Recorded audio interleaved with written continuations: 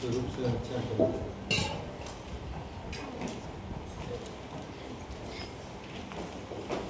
ते हैं चांपे हला म्हणून सांग केलेला.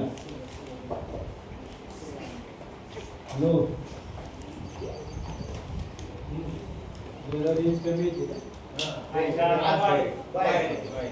हॅलो हॅलो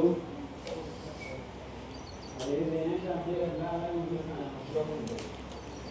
सरांनी बोलायला सुरुवात केली.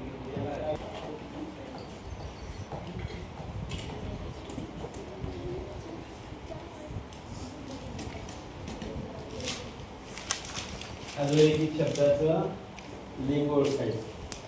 आखरी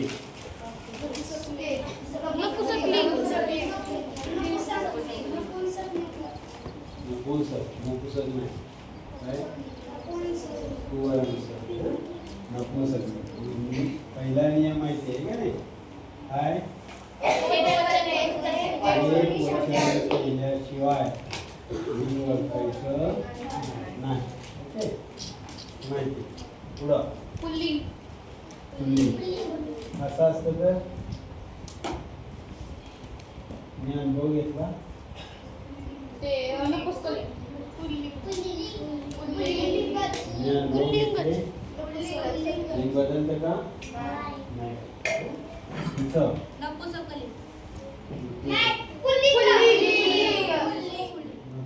म्हटलं हा बरोबर ज्या नामाला आदर ठेवला आहे लिंग ओळखताना त्या नामाचा आदर काढायचा.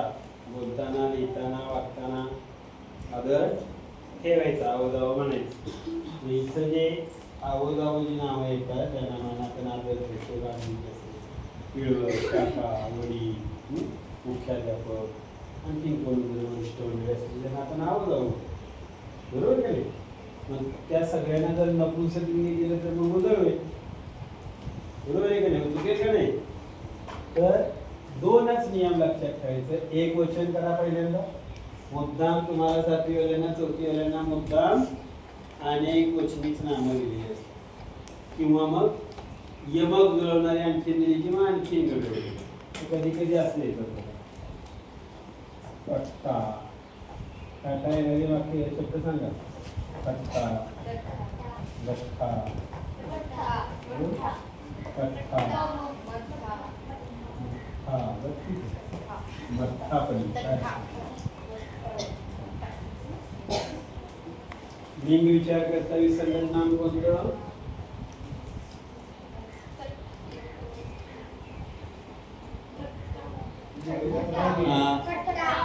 कट्टा. बाकीची सगळी नामं काय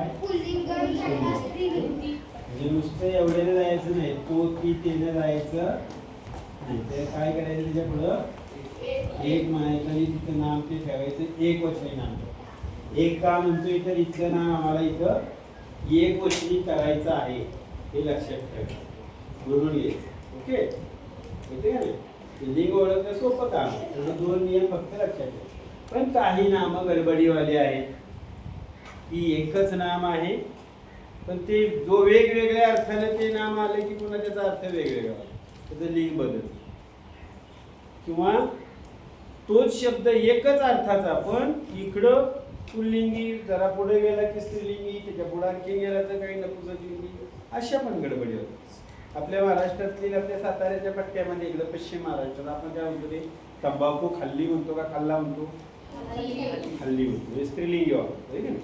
जरा इथून पुढे जावा पुण्याच्या पुढं किंवा विदर्भाकडे जावा तिकडे तंबाखू खाल्ली म्हणत नाही तंबाखू खाल्ला म्हणतो. ते तंबाखू हे नाव पुल्लिंगी पण आहे आणि स्त्रीलिंगी पण आहे. पुल्लिंग व स्त्रीलिंग.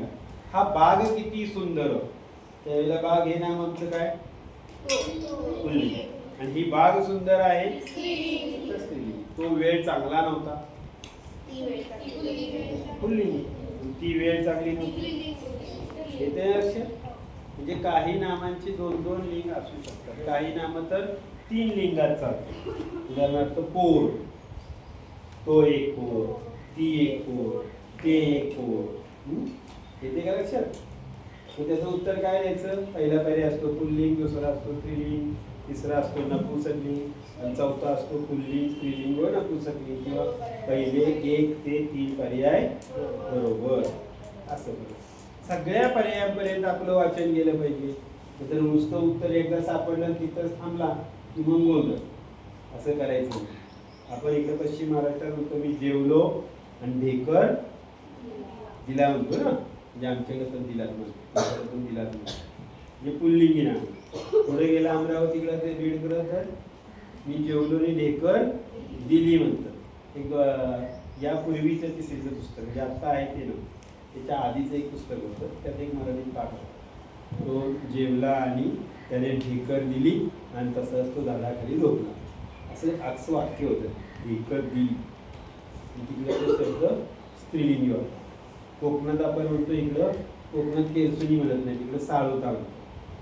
तो एक साळोता तिकडं पुल्लिंगी नाव वापरतो. आपण काय म्हणतो, ती केरसुनी, तिकडे स्त्रीलिंगी. अशा गडबडी होतात. तर शेवटी लिंग हे ठरवलं कोणी, तर याला कुठला बेस नाही, काय नाही, काय. लिंग आणि वचन हे दोन घटकच असे की ते केवळ आणि केवळ तुम्ही कसं वापरता त्याच्यावरनं ते ठरवलं. ती भिंत म्हणजे काही स्त्रीलिंगी कशावर नाही हे काही कोणाला माहिती नाही. त्यात वापरणारा दगड म्हटलं की तो पुल्लिंगी आहे, बरोबर आहे की नाही. तो ती स्त्रीलिंगी कशावर नाही हे कोणाला माहित नाही. पण हे पूर्वपारपासून ठरवून एकदा सगळ्या नामांचं लिंग ठरवून ठेवलं. त्याच पद्धतीने आपल्याला ते बोलताना लिहिताना वापरतो. आपल्या भाषेत आपण 3 लिंग मानतो. तिकडं जर खाली जर कन्नडमध्ये गेला, तेलुगू भाषेत गेला तर तिकडं 2च. इंग्रजीत काय 2च आहेत ना, इंग्रजीत पण 2च आहेत. तिसरं आहे नाही ना, नाही. पण आपल्या मराठी भाषेत की प्रत्येक भाषेचं शास्त्र त्याच्या भाषेनुसार सुरुवातीला ती कशी भाषा निर्माण झाली यावरून त्याचं ठरत असतं. तर इथं आम्हाला लिंग ओळखणे हा भाग आपल्याला येऊ लागेल. आता इकडे जाऊया आपण, वचन ओळखायचे. पाखरे अंगणात आली टिकत होती, पाखरे अनेक वचन. इथं मी पाखरू ठेवलं असतं, मी पेरू खाल्ला, कोणतं वचन? मी पेरू खाल्ले. जे आम्हाला कोण सांगते? क्रियापद आमच्या मदतीला येते. हे नाम एक वचनात आहे का अनेक वचनात आहे? मी अनुभव घेतला, मी अनुभव घेतले, म्हणजे आम्हाला क्रियापद सांगते. मी तो शब्द बाहेर काढला. आता आम्हाला क्रियापद मदतीला दिलेलं नाही आणि प्रश्न विचारलाय अनुभव या नामाचं वचन ओळखा. एक व अनेक वचन असं पर्याय असतं. Very good. काय असतं? जेव्हा एखादं नाम पर्यायाच्या बाहेर काढू तेव्हा त्याला एक आणि अनेक लावून बघायचंच. हे इथं लावायचंच. एक अनुभव असतो का? अनेक. मग दोन्ही वचनात तसंच नाम आहे, त्याच्यात कोणताही विकार होत नाही, म्हणून त्या नामाला काय म्हणणार आहे आपण? उभय वचन. उभय म्हणजे उभय पक्षाकडून आलेल्या मान्यवरांचा सत्कार केला होता की नाही. उभय पक्षाकडून केला होता त्यावेळेला, वर पक्षाकडून एकदा, वधू पक्षाकडून एकदा.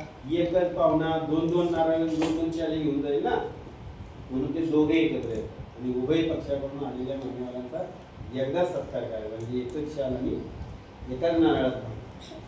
जर दोघांकडून वेगवेगळा केला तर गोंधळ होईल ना, म्हणून ते उभय करतात. उभय पक्षात, उभय म्हणजे दोन्ही वचनात ते नाम तसंच येतं. त्याला काय म्हणायचं? उभय वचनी. किती प्रकार झाले? आणि एक वचन, अनेक वचन, उभय वचन. आता उभय वचन हे उत्तर एखाद्या वाक्यातल्या नामाचं येईल का रे? नाही, कदापि येणार. उभय वचन वाक्याच्या बाहेर आल्यावर उत्तर येऊ शकेल. वाक्याच्या बाहेर येणारा शब्द एक वचनी असू शकतो का रे? असू शकतो. पुस्तक दिला असू शकतो, एक वचन. पुस्तके दिला अनेक वचन. वाक्याच्या बाहेर असलेलं नाम एक वचनी असू शकतं, अनेक वचनी पण असू शकतं, उभय वचनी असू शकते. पण वाक्यातलं नाम काही केल्यानं उभय वचन येणार. या नामाचं वचन होता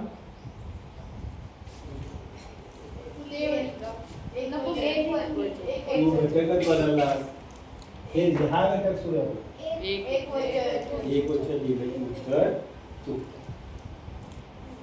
सर हा आदरार्थी बहुवचन. Very good. आदरार्थी बहुवचन. आदर ठेवलाय ना त्या नामाला, म्हणून आदरार्थी बहुवचन म्हणायचं किंवा आदरार्थी अनेक वचन म्हणायचं. दोन्हीपैकी एक उत्तर असतं. आदर ठेवलाय म्हणून क्रियापद आम्ही अनेक वचनी वापरतो. आहे ते ना आम्ही एक वचनी, तर त्याचं उत्तर एक वचन लिहायचं नाही का, तर क्रियापद आम्ही अनेक वचनी लिहायचं. मी इथे शिक्षक टाकलं. माझे शिक्षक आज पुण्याला गेले. वर्ग शिक्षक पुण्याला गेले. आदरार्थी. हे आदरार्थी बहुवचनी नाम मी वाक्याच्या बाहेर काढलं आणि विचारलं शिक्षक या नामाचं वचन ओळखा. आता वाक्यातनं बाहेर काढलं आदरार्थी नाम. उभयवचन. आता उभय. सगळ्या शक्यता बघायच्या.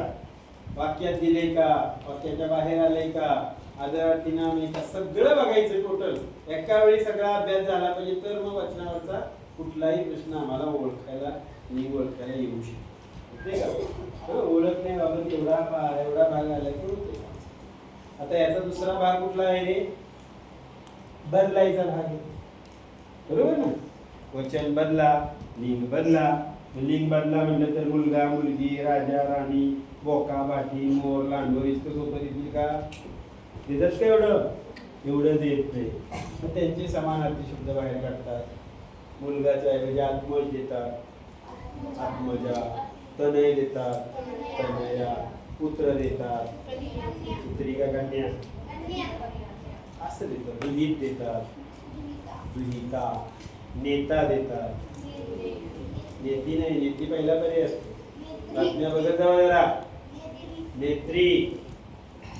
विधाता देतात, विधात्री. विधात्री नाही. जन्मदाताचं काय होतं? जन्मदात्री. मग विधाताचं काय होईल? विधात्री होईल. कलाकारचं काय होईल? ग्रंथकारचं काय होतं? ग्रंथकर्ताचं काय होतं? ग्रंथकर्ती होतं ना. ग्रंथकर्ता, ग्रंथकर्ती. ग्रंथकार कर्ताचा समानार्थी शब्द वापरला. ग्रंथकर्ती पण चालतं, ग्रंथकारिणी पण चालतं. कलाकारिणी पण चालतं, कलाकर्ती पण चालतं. येते का लक्षात? पुन्हा दर्शकचं काय होतं? दर्शिका. दर्शकचं काय होतं? रसिकचं काय होतं? रसिका. रसिका. धनिक, धनिका होतं. तोंडावर नाही तीच नेमकी विचारली जातात. येते का? मोलकरींचं विरुद्ध लिंगी. मोलकरींचं विरुद्ध लिंगी मोलकर. मजूरचं विरुद्ध लिंगी मजुरी. मजुरी कशाची दिली जाते? दिवसभर काम केला की त्याचे 500 रुपये देतात ती मजुरी. आमच्या शेतात पुरुष मजूर 5 होते काल कामाला. आज सुद्धा 5 महिला काय होत्या?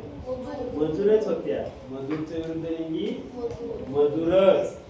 मजूरच्या विरुद्ध लिंगी मजूरच. डॉक्टरचं डॉक्टरी नाही, डॉक्टरच. डॉक्टरच्या विरुद्ध लिंगी डॉक्टर. वकीलच्या विरुद्ध लिंगी वकीलच. ब्रह्मवादिनीच्या विरुद्ध लिंगी ब्रह्मवादिनी. कोणाचा समानार्थी? विद्वानच्या विरुद्ध लिंगी विदुषीला समानार्थी शब्द आहे ब्रह्मवादिनी. मग त्याचा विरुद्ध लिंगी काय असेल? विद्वान.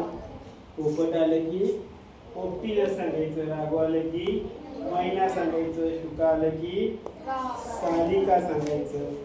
शुका आलं की काय सांगायचं? सारिका. गृहस्थ आलं तर गृहिणी. विहीन आलं तर व्याही.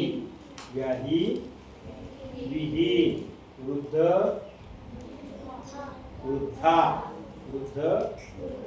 अध्यक्ष, महोदय, मुख्याध्यापक असं येईल असं उत्तर द्यायचं. जरा वेगळ्या दाटणीची शोध आहे. येडका येडकी नाही मेंढी. येडका अज अज म्हणजे बोकड.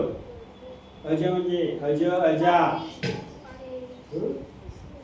त्याचे समानार्थी शब्दावर जास्त विचारतात. पुढं धवचा काय रे समानार्थी शब्द? धवचा समानार्थी शब्द काय?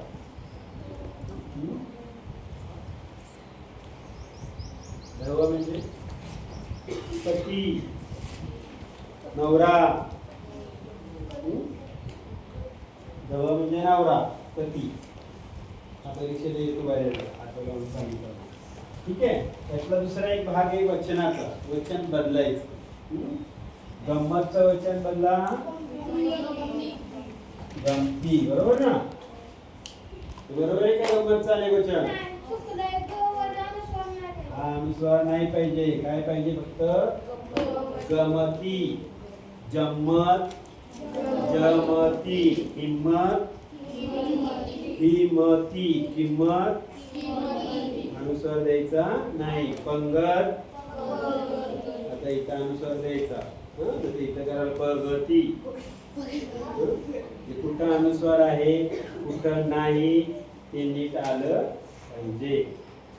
काही द्वित अक्षरांची अनेक वचन आम्हाला करता आली पाहिजे. पक्कड पकडी. पकडी नाही पकडी. कला क जोडायचा नाही. पक्कडी करायचं नाही. चप्पल चप्पला. अक्कल अक्कला. शक्कल टक्कल. अशी गाडी गुल होती मग दोन दात पडून जातात. एक टक्कल एक टक्कल अनेक टकले.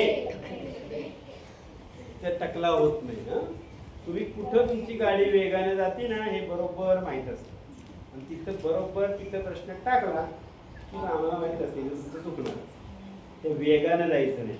शिष्यवृत्ती हा भाग चौथीवाल्यांसाठी असा आहे की लय स्लो मोशननी जायचं. आणि तुम्ही जरा थोडीशी धांदरट पोर असतात. सातवीवाली जरा स्थिर झालेली असते. पण चौथीवाली नसते. त्यांना कधी आलं कधी धरलं कधी लिहिलं असं होतं. इतका गडबड करायची नाही. तुम्हाला भरपूर वेळ असतो. सोपं सोपं असतं. फक्त तुम्हाला गडबडीत कसं चुकायला एवढं पाहिलं जातं. आपण काय करायचं कसं चुकणार नाही हे आपण लक्ष द्यायचं. एक लक्ष द्या. आणि वचन बदलायचे. जरा शब्द कुठले बघायचे. तिसरी चौथीच्या पाठ्यपुस्तकात आलेले शब्द बघायचे. प्रत्येक घड्यातील प्रत्येक प्रत्येक नाम बघायचं. त्याचं मला वचन बदलता येते का? त्याचं स्क्रीनिंग रूप वगैरे काय देता येते का? नाहीतर असं कुठल्या पण नामाचं असं दिलं जात नाही. जसं आत्ताच्या 6वी का 7वीला दिलंय बघा त्याच्या शब्द. तुमच्या आत्ताची बॅचची चाचणी झाली ना. जमीनचा विरुद्ध अर्थी शब्द काय? आता जमीनला कसा विरुद्धार्थी असतो? का जमीन खाली म्हणून आंबर विरुद्धार्थी म्हणायचं? काय खालीवर असं काय आहे का? खांब मी म्हटलं खांब. खांबचा विरुद्धार्थी काय असतं काय? असं काय शब्द? त्यांना ते कळलं नाही प्रश्न कसा काढावा. कोणत्या नामाचं विरुद्धार्थी आम्हाला सांगता आलं नाही. असाच प्रश्न दिला पाहिजे ना. असं काही नाही. किंवा आता बाटलीचा विरुद्धार्थी काय तुम्ही सांगणार? असं काय आहे का? नाही तसं काही नसतं. आणि तरी पण त्यांनी काय आता ते कसा प्रश्न काढला काय माहिती. आणि ती म्हणतात आमची उत्तरच राहिले जरा. अरे काय म्हणजे आमच्या बोर्डात जरा दुसरं समानार्थी वेगळं काय उत्तर लिहिलं ते ग्राह्य नाही का? ते पण ग्राह्य करायचं. त्यामुळे आपण पेपर आपल्या पद्धतीने बघतो. त्याच्या उत्तरावर काय राहील. ठीक आहे. आता याचे प्रश्न कसे असतात ते एकदा बघूया. प्रश्न सगळे यमक जुळणारे असतात. कसे असतात? यमक जुळणारे शब्द असतात. पहिला एक सोपा घेऊया. होळी होळी धोळी. सांगा वेगळी मोळी. बरोबर. आता याच्यात लिंग प्रकारानुसार विसंगत कोणता? होळी. वचन विचार करताना विसंगत कोणता? वचन. कधी कधी दोन घटक दोन्ही जर उत्तर तेच असलं ना तर लिंग व वचन प्रकारानुसार विसंगत नाम कोणतं? दोन घटक एकत्र आणून प्रश्न काढला होता. मला वाटतं का हे दोन घटक एकत्र येऊन उत्तर आपलं कोळीच नाही एक कोळी आणि एक कोळी उभयवचनी नाम होईल आणि तो एक कोळी पुल्लिंगी नाम होईल बाकी सगळे स्त्रीलिंगी आहेत आणि सगळेच्या सगळे एक वचनाचे बरोबर आहे ना असं पण कधी कधी असं तिथं देतात जटा लाटा वाटा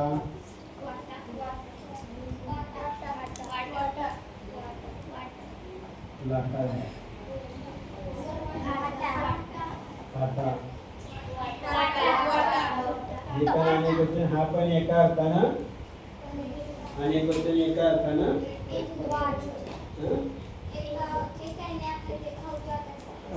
बरोबर माळा टाळा गळा वाळा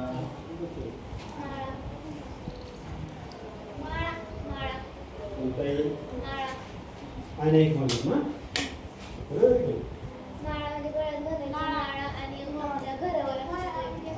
त्या अर्थाने घराला अर्थाने गेला तर उत्तरच निघणार नाही हा एक टाळा एक गळा एक वाळा आणि एक घराचा माळा सगळेच एक वचनात दिसतील ना असा जर समजा कुठलाही प्रश्न आला सगळेच आम्हाला पुल्लिंगी दिसायला लागले सगळेच एक वचनी दिसायला लागले सगळेच अनेक वचनी दिसायला लागले तर मग आम्हाला एखादं नाम असं शोधावं लागेल ते दुसऱ्या अर्थाने गेले की ते आम्हाला अनेक वचनी दिसतील आता इथं आम्हाला एक गळ्यातील माळ या अर्थाने गेले पाहिजे तेव्हा मग तो आम्हाला अनेक वचनी शब्द माळा ठीक आहे ना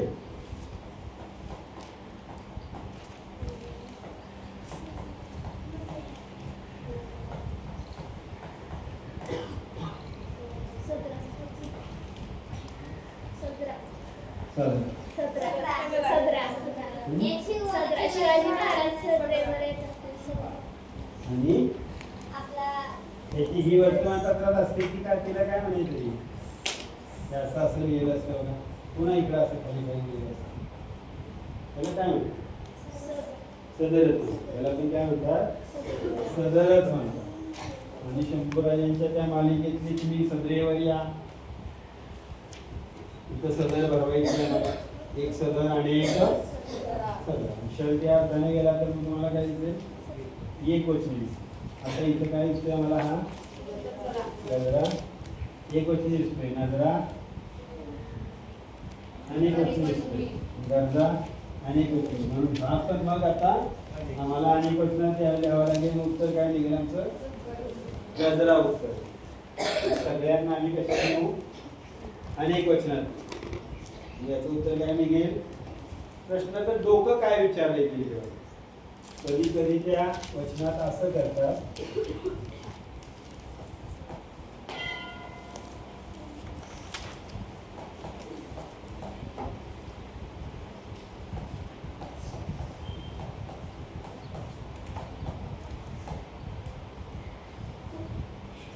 वचन विचार करता विसंगत नाम कोणतं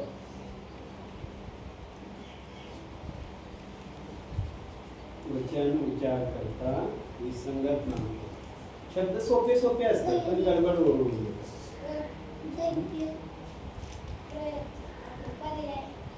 पर्याय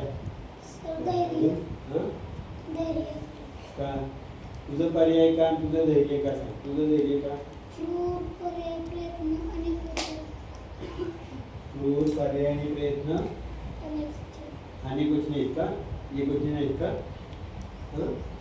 एक क्रूर नाही चालणार का एक क्रूर व्यक्ती माझ्यासमोर उभी होती क्रूर मी एक प्रयत्न केला मी अनेक प्रयत्न केले मी एक पर्याय दिला मी अनेक पर्याय दिले दोन्ही वचनात चालतंय ना हे चालतं का दोन्ही वचनात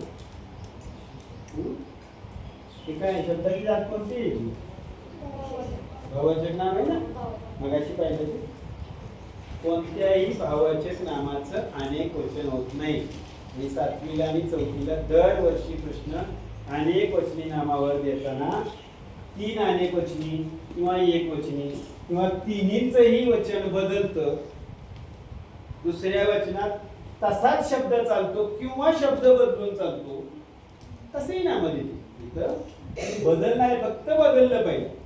याचं बदलतं का? हं? त्याने धैर्य दाखवले. किती? एकच धैर्य.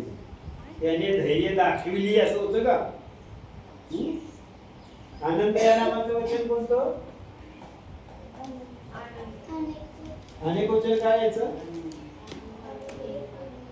अनेक वचन होईल काय यायचं? नाही होणार नाही यायचं. मला आनंद झाला. झालेला आनंद मोठा असेल, गगनात मावेन असा असेल, तर तो किती असेल? एकच. मला आनंद झाले असं होतं का हे वाक्य? त्याने माणुसक्या दाखवले असं होतं का?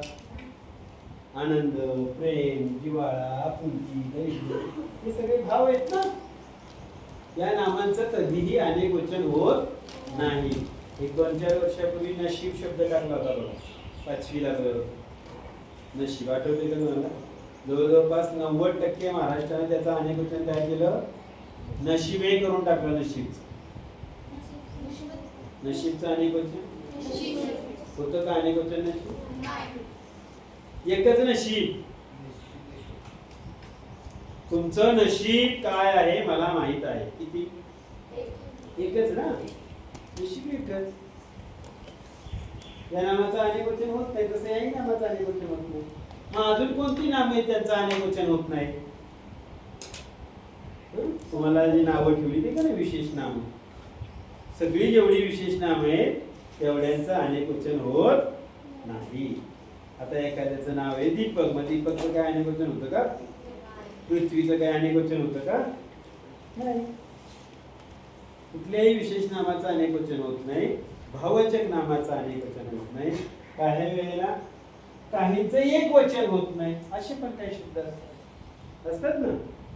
उदाहरणार्थ गारे, नारे, तारे, शहारे. कोणतं वेगळं?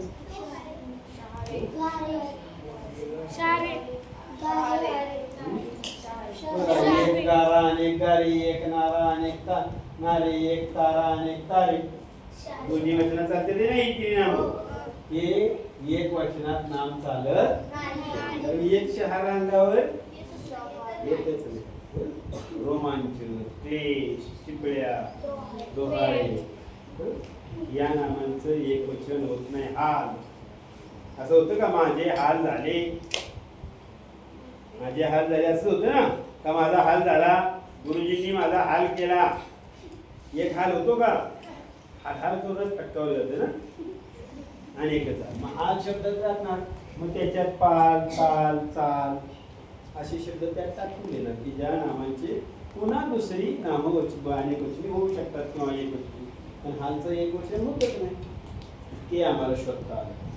5वी पर्यंतच्या पाठ्यपुस्तकात असे कितीतरी शब्द आहेत, खूप गमती जमतीवाले, ते तुम्हाला शोधता आले. त्याचं वचन ओळखायचं. खरंच तो अनेक वचनात चालतो का? एक वचनात होतं का? त्याचं होत नाही. हे एकदा कळलं की मग मराठीत काय अवघड नाही. हे काम एकदम सोपं. येते का लक्षात? पुढच्या घटनेकडे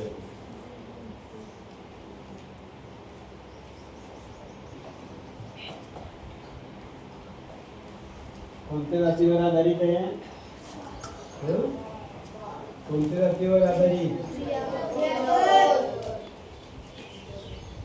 क्रियापदावरून आम्हाला क्रिया कोणत्या काळात आहे हे कळतं. सद्यस्थितीतली आहे, यापूर्वी क्रिया घडून गेली, पुढे क्रिया घडणार आहे. यावरून आपल्या काळाचे किती भाग पडतात? सध्याचा काळ, वर्तमान, मागे होऊन गेला भूतकाळ आणि हा भविष्यकाळ. आणि मग 12 काळातलं कुठलं तरी वाक्य 4थीच्या वाट्याला येतं. आणि तुम्हाला जे डोकं असतं ते वर्तमान काळातलं आहे का भूतकाळातलं आहे का भविष्य काळातले आहे. 7वीवाल्यांना काय असतं? 12 काळातलं कुठलंही वाक्य येतं आणि त्याचा पूर्ण काळ आहे का, अपूर्ण आहे का, साधा आहे का, रीती आहे ते शोधायचं. तुम्हाला मूळ नाव शोधायचे, तुम्हाला त्याच्या पोट प्रकाराचं नाव. तुम्हाला पोट प्रकार आले पाहिजेत का? आलेच पाहिजे 4थीवर, कारण त्याशिवाय तुम्हाला तो काळ कळणार नाही. म्हणून आम्हाला 12 काळ कळलेच पाहिजे. 12 काळामध्ये पहिला काळ असतो तो साधा वर्तमान काळ, पूर्ण वर्तमान काळ, अपूर्ण वर्तमान काळ आणि रीती वर्तमान. इथे सुद्धा लेखनाचे 2 नियम लक्षात ठेवा. जिथं जिथं हा रफार असतो त्याच्या पूर्वीचे इकार किंवा उकार हे नेहमी दुसऱ्या वेलांटीचे किंवा दुसऱ्या उकाराचे म्हणजे दीर्घ आहे. आशीर्वाद रफार कोणावर आहे? वा. शीची वेलांटी कुठली याची? दुसरी. दीर्घ रफार कशावर आहे? घवर.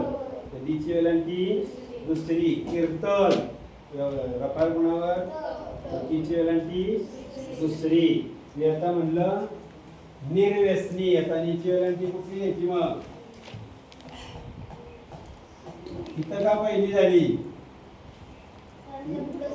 हा, कारण हा काय आहे?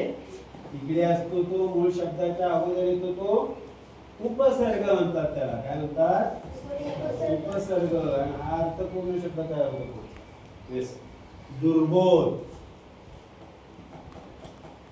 बोध अर्थपूर्ण शब्द हा आधी लागला म्हणून उपसर्गाचे इकार उकार मात्र ऱ्हस्व यांचे रफाराच्या आधी असणार. ते उपसर्ग नसतील तर मात्र त्यांचे इकार उकार काय द्यायचे? दीर्घ. ऐका नियम लक्षात. त्याच्यावरनं बरेचसे शब्द येतात. इथे एक शुद्ध लेखनाचा नियम असतो बघा. रीती, रीती, कीर्ती, प्रीती, नीती सगळ्यांच्या वेळांच्या कुठल्या याच्या? दीर्घ रेषा. सगळ्यांच्या वेळांच्या दीर्घ रेषा. आता साध्या वर्तमान काळात, साध्या भूतकाळात आणि साध्या भविष्य काळात क्रियापद एकच शब्द असतो. क्रियापदाचा शब्द मात्र एकच असतो. जे मगाशी आपण बघितले क्रियापद एका शब्दात तरी असतं आणि संयुक्त असेल तर ते 2 शब्द. तिथनं पुढं प्रत्येक ठिकाणी ते क्रियापद संयुक्त असतं 2-2 शब्दात. फक्त इथलं जे क्रियापद असतं ते मात्र एकच असतं. कोणत्याही वाक्यात एकच क्रियापद आले की समजायचं याचा काळ आहे साधा. आता तो वर्तमान काळ का भूतकाळ का भविष्य काळ हे क्रियापदावरून आम्हाला कळतं. मी गावाला गेलो क्रियापदावरून कळतं. एकच क्रियापद आहे गेलो. काळ कुठला होता? त्याला साधा काळ बनवायचा आहे. एकच क्रियापद वापरायचे. मी गावाला एकच वर्तमान काळात सांगा आता मला. हा, मी गावाला. मुलगी असेल तर काय म्हणेल? जा. अनेक असतील तर ते गावाला जा. एवढाच होईल ना फरक. भूतकाळात काय एकच क्रियापद वापरून मी गावाला. एकच क्रियापद वापरायचे साध्या काळात. भविष्य काळात मला जायचंय. मी गावाला. जर असं लिहिलं तर चालेल का? मी गावाला जाणार एका शब्दात. एका शब्दात लिहिले की काय अडचण आहे? हे पण चालेल आणि आता सांगितलं तुम्ही काय? हे पण दोन्ही. पण क्रियापद किती शब्दात पाहिजे? एका शब्दात. पूर्ण काळ जेव्हा होतो तेव्हा आम्हाला संयुक्त क्रियापद वापरायचं. आणि पूर्ण काळ होतो त्यावेळेला मुख्य क्रियापद जे असतं ते शेवटी असतं का त्याच्या अलीकडे असतं? मगाशी पाहिलं ना मुख्य क्रियापद आणि त्याला मदतीला येणारं दुसरं क्रियापद अलीकडे असतं. जरा ते आमचं लाख्यात रूप घेऊन आलेलं पाहिजे. म्हणजे लचं रूप घेऊन आलं. ला आख्यात. आख्यात हा शब्द तसं म्हणजे याचा संस्कृत मधला शब्द. आख्यात म्हणजे क्रिया. आख्यात म्हणजे क्रिया. हे लाख्यात रूप काय सांगतं? तर ती क्रिया आमची पूर्ण होते. जशी इथं आमची ती क्रिया पूर्ण झाली होती तर ती मागे झाली होती. मग आता ती क्रिया आम्हाला वर्तमान काळात पण पूर्ण करू. मी इथं पण भूतकाळात पण पूर्ण करू आणि भविष्य काळात पण पूर्ण करू. आता आम्हाला सहाय्यक मदतीला क्रियापद येणारे जोडायचे. ते जोडताना फक्त काळजी काय घ्यायचे? असं जोडायचे की आमची क्रिया वर्तमान काळात पूर्ण झाली पाहिजे. मी गावाला गेलो आहे. भूतकाळात मी गावाला गेलो होतो होते. मी गावाला गेलो असेन किंवा असेल न किंवा ल. येते का लक्षात? पूर्ण काळ कशामुळे तयार होणार आहे? मुख्य क्रियापद लाख्यात रूप पाहिजे. लचं रूप घेऊन आलेलं पाहिजे. कोणतंही असू दे. अपूर्ण काळामध्ये मुख्य क्रियापदाला ताख्यात रूप लावायचे म्हणजे त लावायचं हं? म्हणजे तचं रूप इथं आम्ही बघितलंय हं? जात म्हणजे क्रिया आमची चालूच राहिली पाहिजे जा मी गावाला जा आता ही क्रिया आमच्या अपूर्ण आहे पण ती कुठं पाहिजे वर्तमान काळात पाहिजे हेच क्रियापद सहाय्यक कार्यक्रियापद खाली येते जात आहे म्हणजे गेलोय का जाणार आहे का क्रिया चालूच आहे जात आहे चालू आहे अपूर्ण क्रिया आहे तिलाच चालू क्रिया आहे म्हणजे कशी आहे ती अपूर्ण आहे पूर्ण झालेली नाही आणि जात होतो जात असे म्हणजे वरच खाली येतं ज्या काळातला असेल त्या काळात मुलगा असेल इथं होते म्हटलं तरी चाललं असतं गेलो होतो गेले होते असेल तर काय म्हणजे गेले होते फक्त आता मुलगा आहे असं समजून आपण हे करतो रीतीमध्ये काय रीत म्हणजे काय रीतचे समानार्थी शब्द कोणते पद्धत चाल ढंग क्रियेची रीत क्रियेची पद्धत जाण्याची पद्धत मग पद्धत सांगायची तर आम्हाला मुख्य क्रियापद टाक्यात रूपात पाहिजे तर चलो मी गावाला जात जातो आपण जसं इथं ते 2-3 प्रकारे बदलतं तसं इथं पण ते बदलतं मुलगी असेल तर जात असते अनेक असतील तर जात असतात इथं काय होतं जात असे जात असते येते का लक्षात आणि इथं जात मी असं म्हटलं तर जात राहील हे पण जात राहील मी गावाला जात राहील किंवा राहील जात जाईल जाईल राहील अशी दोन्ही पैकी किंवा जाईल राहील ल वाली दोन्ही किंवा न वाली दोन्ही चालतात आता तुम्हाला परीक्षेला साधारणतः जास्त इथं त्या दोन्हीवर जास्त प्रश्न येतो तो उत्तर शेतकरी शेतात काम करत असतो किंवा शेतकरी शेतात काम करत असतो शेतकरी शेतात काम करत असतो शेतकरी शेतात जात आहे शेतकरी शेतात जातो वेगळ्या काळाचं वाक्य ओळख असतं धातू इथं दिसतं इथं जातो इथं असं म्हणजे आपलं वेगळं होतं ते असे लवकर कळत नाही तुम्हाला ते असं वाटतं वर्तमान काळाकडे असं किंवा इथं जर अनेक वचने असेल तर असेच्या ऐवजी असत येत अनेक शेतकरी शेतात काम करत असतात मग त्यावेळेला मग असं आलंय की मला असं वाटतं हे ह्याच्याकडे येतो तुम्ही वर्तमान काळाकडे इथे येऊन बस कसं करायचं नीट बघायचं असं संध्याकाळी घरी गेल्यावर बोलतो बोललो बोले बोललो आहे बोललो होतो बोललो असेल बोलत आहे बोलत होतो बोलत असेल बोलत असतो बोलत असे बोलत जाईल पुन्हा खातो पितो रडतो खेळतो लिहितो अशी क्रियापदं सगळ्या एकदा 12 मध्ये पळवायची कधी कधी फक्त नुसतीच एवढंच विचारतात पुढचं वाक्य विचारत नाही क्रियापदाचा काळ हा फक्त वाक्याचा काळ फक्त क्रियापदावर क्रियापदावर आम्हाला लगेच काळ कळतो फक्त कोणत्या वाक्याचा कधी कधी कळत नाही ज्या वाक्यातली आज उद्या परवा असे कालदर्शक शब्द येतात तेव्हा मात्र आम्हाला मागचं वाक्य जरासं बघावं लागतं अन्यथा फक्त नुसत्या क्रियापदावरूनच आम्हाला काय कळतात कधी कधी तर क्रियापदालाच 1 2 3 4 पर्याय टाकतात आणि यातले 3 टाकणाऱ्यातला एखादा घेतात यातले 3 टाकणाऱ्यातला एखादा घेतात म्हणून वेगळ्या काळाचं क्रियापद ओळखा असा प्रश्न किंवा 7वीला एखादं वाक्य दिलेलं असतं त्या काळाचा काळ ओळखून त्याच काळाचं वाक्य किंवा त्या काळाचा पुन्हा रीती भूतकाळ करा खालीलपैकी पर्यायातून कोणतं ते वाक्य आहे ते निवडा असा विचार जरा थोडंसं असं खाण्याच्याऐवजी रायवेळी प्राणायाम जरा लांबच्या मार्गाने तसंही विचारलं तरी एकदा हे स्ट्रक्चर वाटत असलं की तुम्हाला येईल अडचण आहे का इथं आता काही गडबडीवाली वाक्य असतात म्हणजे मग अशी एक वाक्य सांगितलं होतं ती पहा गाडी आली मुळातच त्याच्यात 2 आहे काय 2 वाक्य पण ती पहा गाडी आली याच्यात अर्थ आम्हाला कोणता कळला पाहिजे आली म्हणजे काय ती पहा गाडी आली म्हणजे येत आहे तर मग तुमचं उत्तर कुठं आलं पाहिजे इथं आलं पाहिजे बरोबर म्हणजे स्पर्धा परीक्षांना बसतात त्यांनी उत्तर हे नाही द्यायचं, त्यांना उत्तर पुन्हा आणखी वेगळे, निसंशय भविष्यकाळ, निसंशय भूतकाळ, असे वेगवेगळे काळ पुढे पण आहेत त्याचे प्रकार. ते काही तुम्हाला गरजेचे नाही, तुम्ही फक्त याच्यावर येऊन थांबायचं.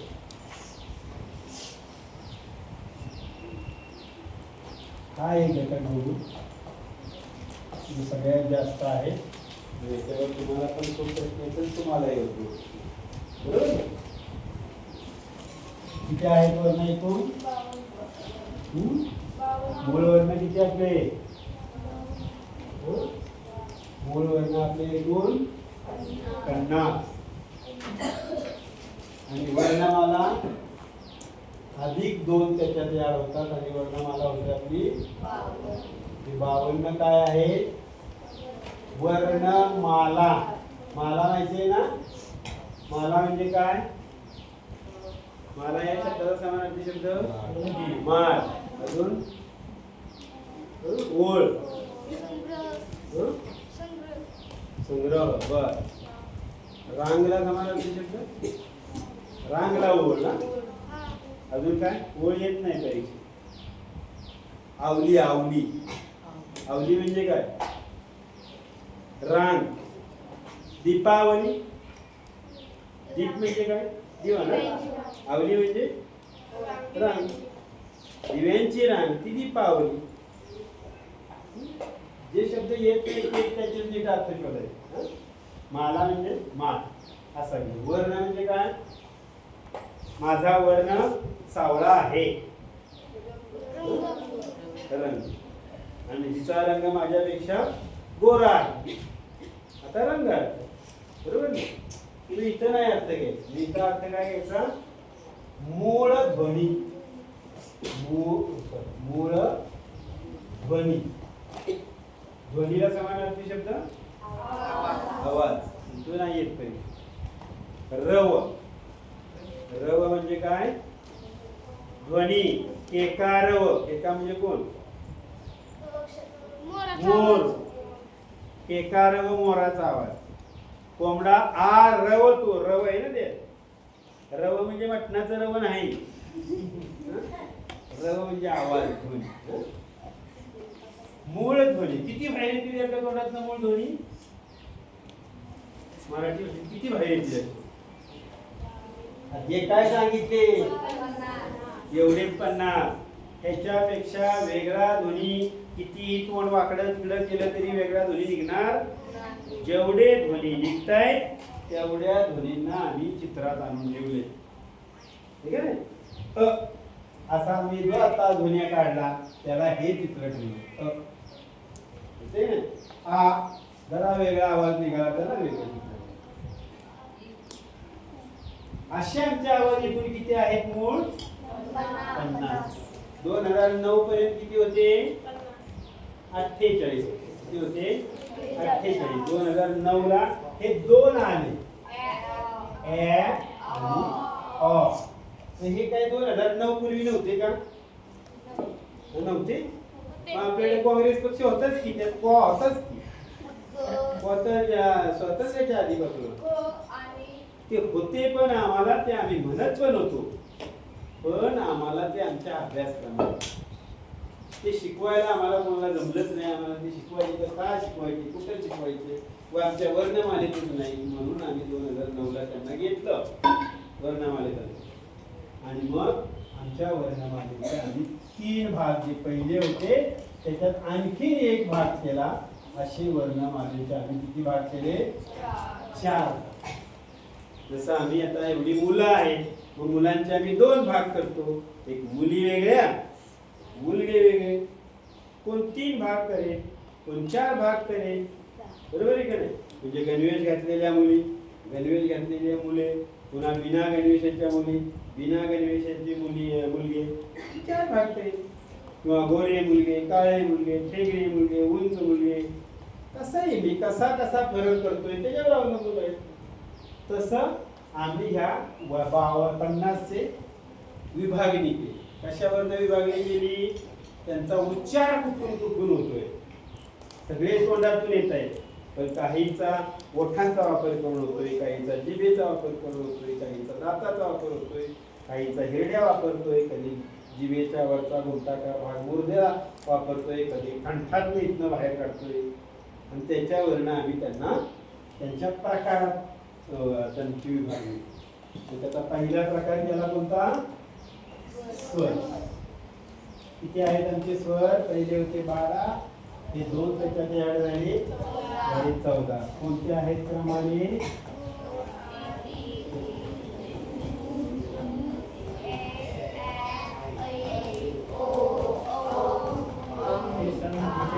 हाच क्रम लक्षात ठेवायचा. कोण म्हणला का? क्रम हाच लक्षात ठेवायचा. पुन्हा या वर्णात आपल्याला काय लावायचे? वर्णानुक्रमे शब्द लावायचे ना, त्यासाठी क्रम आम्हाला हा नीट लक्षात आला पाहिजे. हे आमचे आहेत स्वर. स्वरासंबंधित 3 वाक्य लक्षात ठेवायचे. त्यांना याच गटात का ठेवले?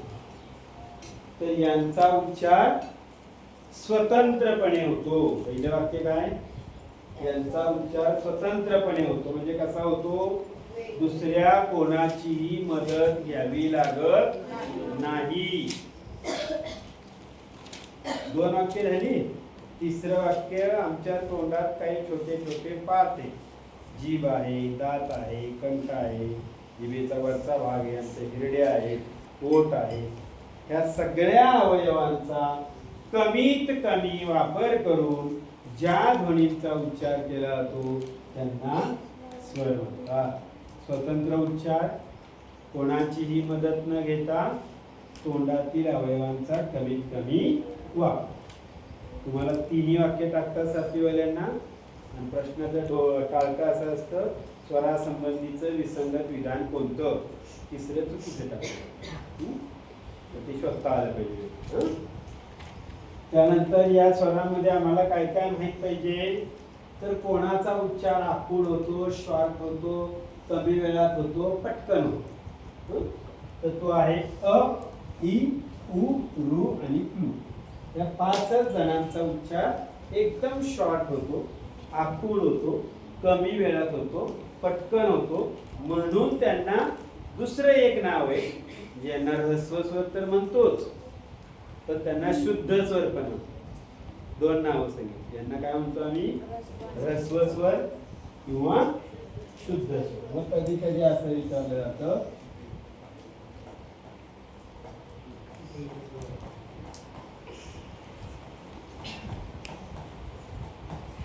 हे 2 शब्द लिहिले तुम्ही, प्राकृतिक, परिक्रमा. कधी शब्दांचे अर्थ वेगळे तुम्हाला काय विचारलं? प्रश्न कसा विचारला जातो बघा, या 2 शब्दामध्ये एकूण ऱ्हस्व अक्षरे किती किंवा दीर्घ अक्षरे किती किंवा ऱ्हस्व अक्षरे ही दीर्घ अक्षरांपेक्षा कितीने जास्त अथवा कमी आहे? तर असं थोडंसं मारुतीच्या शब्दासारखं लांब उदाहरण करून विचारलं. सांगा बरं, ऱ्हस्व किती, दीर्घ किती आहे त्याच्यात?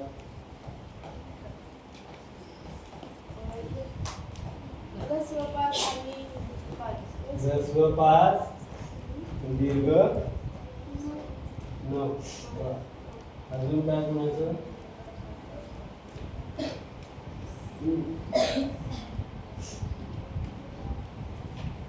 मी आता एक जरासा अर्धा घटक सांगितला, मुद्दा मी प्रश्न विचारला.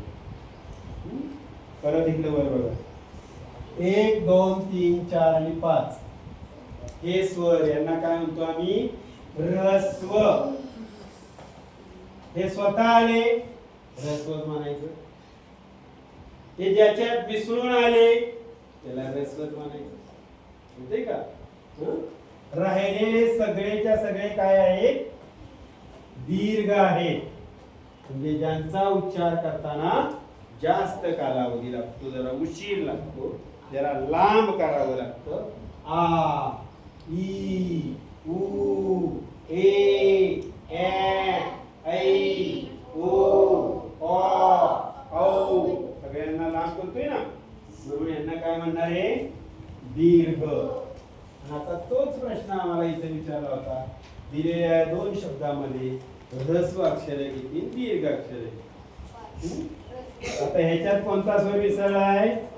आ, ह्याच्यात रू, ह्याच्यात पहिला ई, ह्याच्यात अ, ह्याच्यात अ, ह्याच्यात पहिला ई, ह्याच्यात अ, ह्याच्यात आ. यातले रस्व किती दिसत आहेत? 1 2 3 4 5 आणि 6 अक्षरे यातली आमची ह्रस्व आहेत आणि 2 अक्षरांची यातली काय आहेत? दीर्घ आहे. 6 आणि 2 8 अक्षरी आमचा शब्द. कशाला म्हणायचं? अक्षर हे एकदा कळलं की आलं पाहिजे होतं. अक्षर कशाला म्हणायचं? ते आल्याशिवाय जोडाक्षर ओळखायला येत नाही. हे अक्षर आहे का? हे अक्षर आहे का? आहे. हे अक्षर आहे का? नाही. इथं गडबड आहे. अक्षर म्हणजे ज्याच्यात स्वर आहे ते अक्षर. काय व्याख्या सांगितली? ज्याच्यात स्वर आहे ते अक्षर. याच्यात स्वर आहे का? नाही. याचा मी पाय मोडलाय, याला मी हलंत केलाय. हलंत केलाय म्हणजे त्याच्यातील स्वर मी काढून टाकलेला आहे. म्हणजे हा आमचा मूळ ध्वनी झाला. बरोबर आहे ना? त्याच्यात स्वर नाही म्हणून हा आहे आमचा वर्ण. हा काय आहे? वर्ण, मूळ ध्वनी आहे. हा आमचा काय आहे? याच्यात स्वर आहे. कोणता स्वर आहे रे याच्यात? अ. ज्याच्यात स्वर आहे म्हणून ते आमचा अक्षर. त्याच्यात स्वर आहे म्हणून त्या. ह्याच्यात स्वर आहे का? तो स्वतःच स्वर आहे की? तो स्वतःच स्वर आहे आणि शिवाय तो आमचा काय आहे? वर्ण. कारण तो स्वतंत्र आहे. तो स्वतंत्र आहे म्हणून हा वर्ण पण आहे आणि हे आमचं अक्षर. बरोबर का नाही? म्हणजे कोणत्याही अक्षराची अखेर जी आहे, जो शेवट आहे तो स्वराने. म्हणजे क्षरची फोड केली, त्याच्यात क अर्धा आहे, षटकोन अर्धा आहे आणि नंतर अ आहे. अ त्याच्यात विसरलाय तेव्हा त्या अक्षरांचं स्टॉप होतं. जर चुकून अनुस्वार असेल, उदाहरणार्थ काय? किंमत म्हणलं किम, त्याची फोड काय होईल? क अर्धा आहे, पहिला ई आहे आणि अनुस्वार. बरोबर ना? म्हणजे याच्यात स्वर आहे ना म्हणून ते अक्षर. त्या अक्षराचा शेवट स्वराने नाही झाला. तो नाही झाला. कशाने झाला? स्वरादीने झाला. कशाने झाला? स्वरादीने. पण याच्यात स्वर आहे ना? आहे, दिसतो. म्हणजे हे सुद्धा आमचं अक्षर. कळलं का? मग हा किती अक्षरी दोन शब्द आहेत? हे दोन्ही 8 अक्षर. मी जर असं लिहिलं विठ्ठल, हा शब्द किती अक्षरी आहे? 3. त्याच्यात स्वर वगैरे, त्याच्यात स्वर आहे का? याचा अर्थ तो कोणाला जोडलाय? पहिला जोडलाय. म्हणजे इथं पहिला ई आहे, इथं आहे याच्यातला आणि इथं आहे. किती स्वर मिळाले? 3 स्वर मिळाले. म्हणजे किती अक्षरी शब्द? म्हणजे जर आम्हाला ऱ्हस्व दीर्घ जर विचारलं तर या दोघांची बेरीज किती आली पाहिजे? जेवढी संख्या आहे अक्षरांची तेवढी आली. बरोबर की नाही? आणि ह्या दोघांची बेरीज बरोबर तेवढी आली पाहिजे. ती बेरीज जर आमची 14 व्हायला लागली तर 14 येत आहेत का? म्हणजे काहीतरी करू. तुम्हाला चौथीवाल्यांना कदाचित ऱ्हस्व दीर्घावर प्रश्न येईल. तुम्हाला जराशा अवघड आहे. ते कसे आहे ते पण आपण बघूया.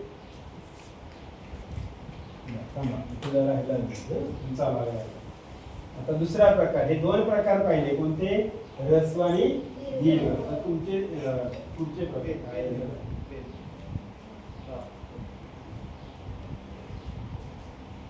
सजातीय. असं करताना ते बघा, तो मगाचा नियम आला नाही तरी येतात तेव्हाला. आता काही सांगायची गरज नाही. सजाती आणि विजाती. तर आता बघा, सजातीय म्हणजे एकाच जातीचे असा अर्थ घ्यायचा. एकाच जातीचे नाही, तो विज्ञानातला अर्थ. सजातीय म्हणजे एकाच ठिकाणी 2 आवाज निघतात. म्हणजे पहिला अ चा आवाज आमच्या कंठातून निघतो ना, तर आ चा पण आवाज तिथूनच निघतो. अ आ. इथं बोट ठेवल्यावर कळतो, तिथनंच आवाज येतो. येते ना. हे दोन जे आवाज आहेत ते आमचे हे गाल आहेत ते दाबताना असे दाबतात. ई ई चालले. E E.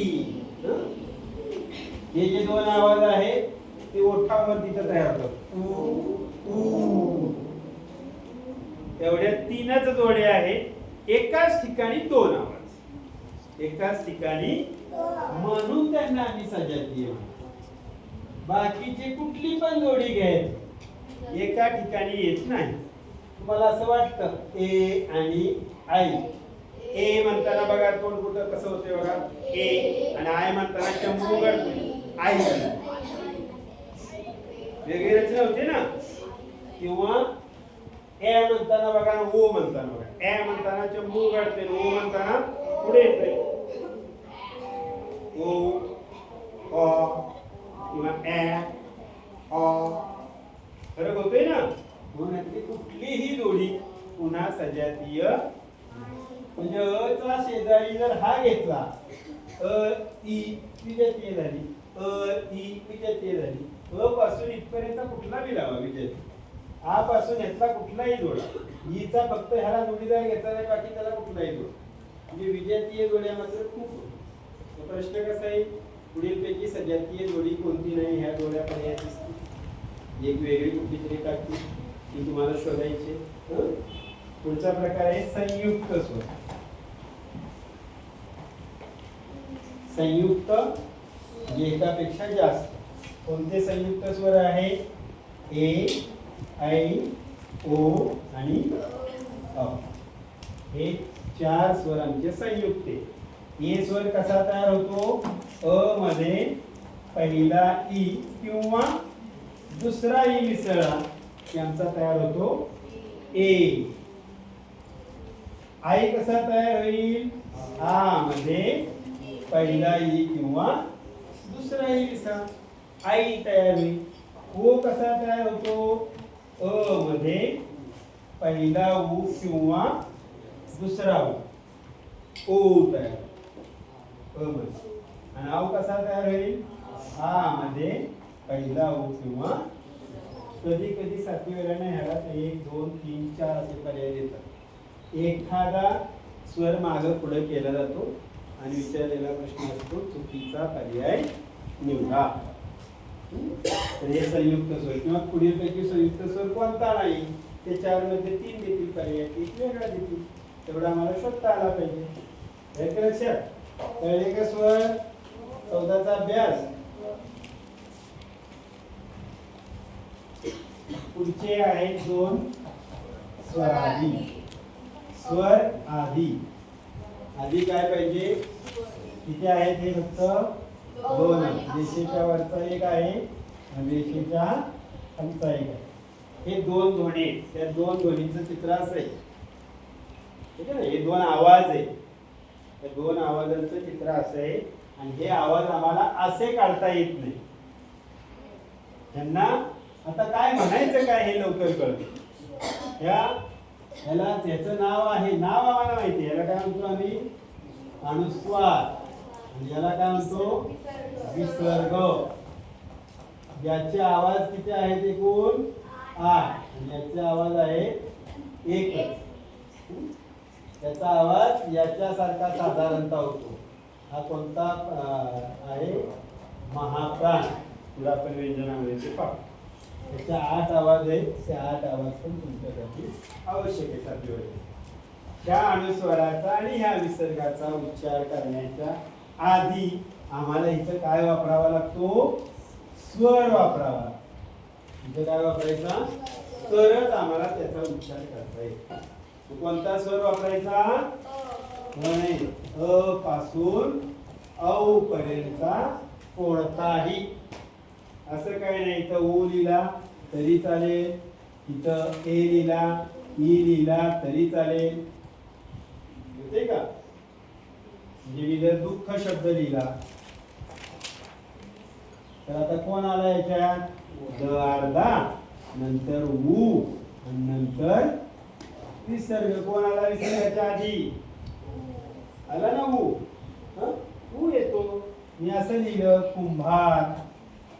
याची फोड करायची क अर्धा अधिक उ अधिक अनुस्वार अनुस्वाराच्या आधी कोण आला उ आला मी मगाशी किंमत दिला होता क अर्धा अधिक पहिला ई अधिक अनुस्वार अनुस्वाराच्या आधी कोण आला ई आला अनुस्वाराच्या विसर्गाच्या आधी कोणताही कुणी पण ये ठीक आहे कंपनीला कोण आला अनुस्वाराच्या आधी इथे कोण आला क आला आला ठीक आहे इथं बालवाडी वाल्यासाठी होतं इथं कोणीतरी एक पाहिजे होता म्हणून त्यांनी सगळ्यांना प्रत्येक बालवाडी त्या अंकलिपीमध्ये अ ठेवून दिलं होतं तो अजून खेळायचं का आम्ही पण मोठ्या वर्गात आलं अ पासून कोणताही असतो म्हणून मी इथं काहीच दिलं नव्हतं हे एवढेच आमचे दोन वर्णे इथं आम्ही कोणता तरी एक स्वर वापरणार म्हणजे अनुस्वार आणि विसर्गाच्या अगोदरची जागा ही कोणाची असते स्वराची असते कोणाची असते आणि अनुस्वार आणि विसर्ग यांच्या नंतरची जागा कोणाची असते त्याच्यानंतर कोण असतो इथं इथं स्वर लिहिला तर येईल का वाचायला येईल का वाचायला मला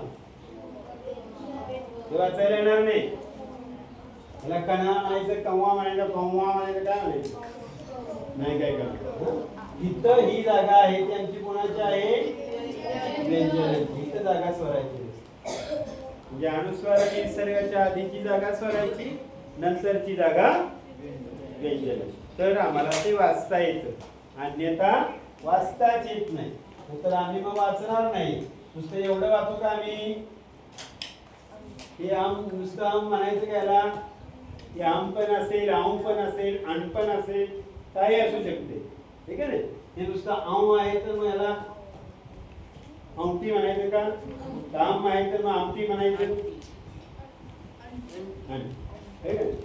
म्हणजे हे अक्षर ठरवतं त्याच्या पुढचं त्याला काय म्हणायचं ते हे ठरवतं म्हणून केवळ अनुस्वार दिलेलं कोणतंही अक्षर आम्हाला वाचता येत वाचायचंच नसतं तरी आम्ही म्हणतो अम कम खम गम गम छम छम काय काय काय हा तसं नाही का त्याच्या पुढं व्यंजन पाहिजे मग आम्हाला वाचता येईल तर आता हे दोन स्वर आधी कळले का पुढे जाऊया व्यंजने मला खूप वेळ लागेल जेवढा भाग 7वीला आहे तेवढाच घेतो तर आता पाय मोडत नाही चालेल ना सांगा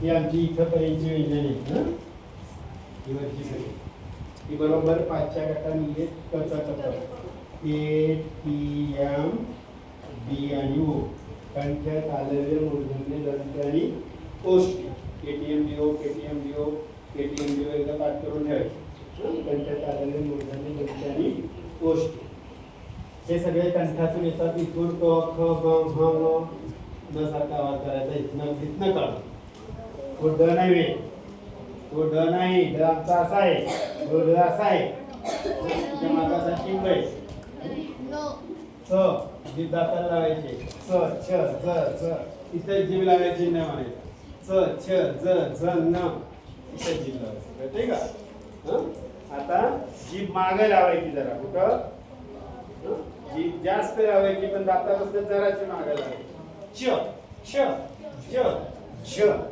आणि त्याला ते जी लावली म्हणजे यांचा उच्चार तालव्य पण आणि दंत तालव्य पण दोन आवाज आहेत आणि त्याच्यावरनं 7वीला दरवर्षी प्रश्न असतो यंदाच्या पण फायनलला तुम्हाला कसा प्रश्न आहे कंसात शब्द दिलेले असतील चकवा चांदणी चक्र उजक जपमार जहाज किंवा छेदनी येणार छेद येत नाही छे सगळे तालव्य असतात बाकी सगळे चवर येते चव येते चव म्हणतो का चव म्हणतो चव म्हणतो हे दाताकडे जी म्हणतो दाताकडे जी येते त्यावेळेला दंत तालव्य तर मग दंत तालव्य उच्चार मी कसा करते बघा च छ ज झ. आता दातापासून मागं जीभ घेतोय. च छ ज झ. झंकार म्हणतो का झंकार म्हणतो? झंकार का झंकार? झंकार म्हणतो ना, झला ये जोडल्यासारखा आवाज येतो. मग तो झाला आमचा उच्चार काल. चंद्र म्हणतो का चंद्र म्हणतो? आकाशात चंद्र पाहिला का चंद्र? चला य जोडल्यासारखं म्हणतो. लिहिताना मात्र य लिहित नाही, असं लिहितो ना, पण उच्चार करताना असा करतोय चंद्र. मी आकाशात चंद्र पाहिला. मी सारे जग पाहिले. आता जगचा उच्चार कसा झाला? तालव्य का दंत तालव्य? जग असा य जोडल्यासारखा आवाज झाला की तालव्य म्हणायचा. य जोडल्यासारखा नसला की दंत तालव्य म्हणायचा. मी जग पाहिले, कसला उच्चार? तालव्य.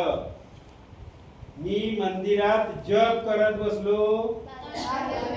आई तू बाळाला चांगलं जप. आहे ना. मी 4 पोळ्या खाल्ल्या.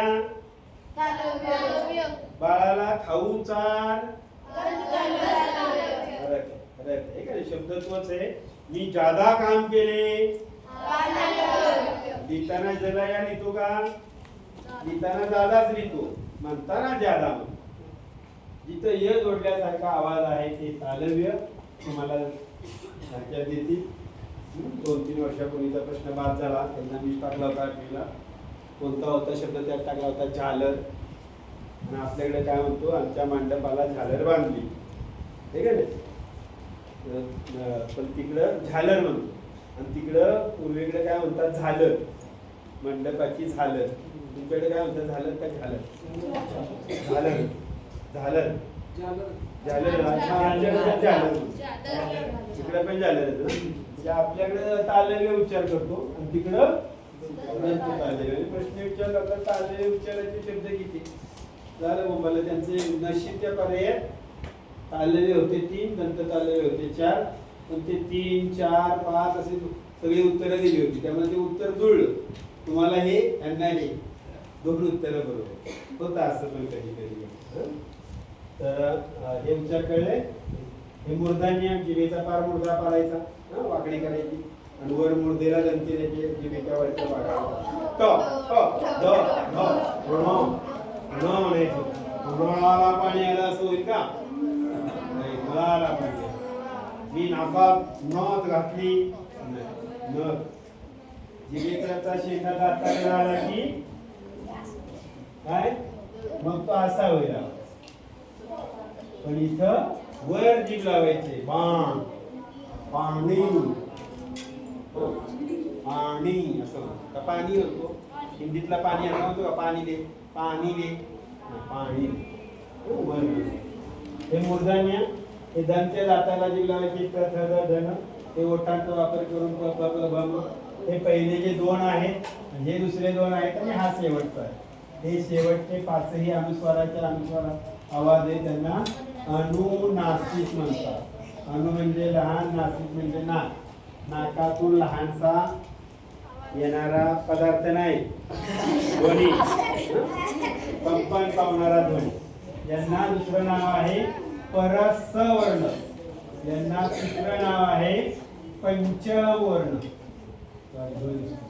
पंचमवर्ण होते का? आणि परीक्षेला दरवर्षी असा प्रश्न विचारला जातो. संत्री या शब्दातील या अनुस्वाराचा उच्चार पुढील पैकी कोणत्या अनुनासिकासारखा होतो? पुढील पैकी कोणत्या परसवर्णासारखा होतो? पुढील पैकी कोणत्या पंचमवर्णासारखा होतो? पुढील पैकी कोणत्या व्यंजनासारखा होतो? पुढील पैकी कोणत्या वर्णासारखा होतो? दरवर्षी फक्त टायटल बदलतात, शब्द बदलतात, प्रश्न तसाच.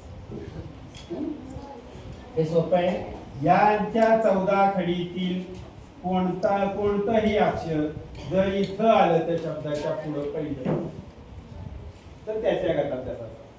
संत्री पहिल्या शब्दात अक्षरातील पहिला वर्ण कोणता आहे? तो कुठं आहे? या गटात. मग कुणासारखा आवाज होईल? नळासारखा. येते का? पुढं कंठ. नो. ज्या गटाचा संक्षिप्त. द. पहिला. क आहे ना पहिलं अक्षर येतं. म्हणून यासारखं येते का लक्षात? अंबर. व सारखं. आता पुढे गेलो मी. आता मी म्हटलं संसाधन.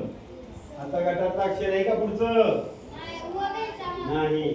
जेव्हा गटातलं अक्षर नसेल, अनुस्वाराच्या पुढे र आला, व आला, शामृग आला, षटकोन आला, ससा आला, अस्थि आला, आणि हा ज्ञानेश्वराचा न्या. किती डॉट मारले? 7 डॉट मारले. ही 7 अक्षर, 7 अक्षरांच्या 14 कडीतील कोणतंही अक्षर अनुस्वाराच्या पुढे आलं, जसं की संसाधन किंवा सिंह किंवा संरक्षण किंवा संशय किंवा संज्ञा, येते का? अनुस्वाराच्या पुढे 3 अक्षर येते का? त्यावेळेला कोणासारखा आवाज करायचा? व सारखा. म्हणून वला काय म्हणायचं? अर्ध अनुनासिक. काय म्हणायचं त्याला? अर्ध अनुनासिक. म्हणजे हे सुद्धा अनुस्वाराचं काम करतं. हे बऱ्याच वेळा काम करतं. अगर हिंदी में बात करते हो तो संसाधन, संशय, सिंह. लेकिन मराठी में संसाधन, संशय, सिंह, संरक्षण, संवाद व का लक्षात? आता अनुस्वाराच्या पुढे कोण यायचं राहिलाय?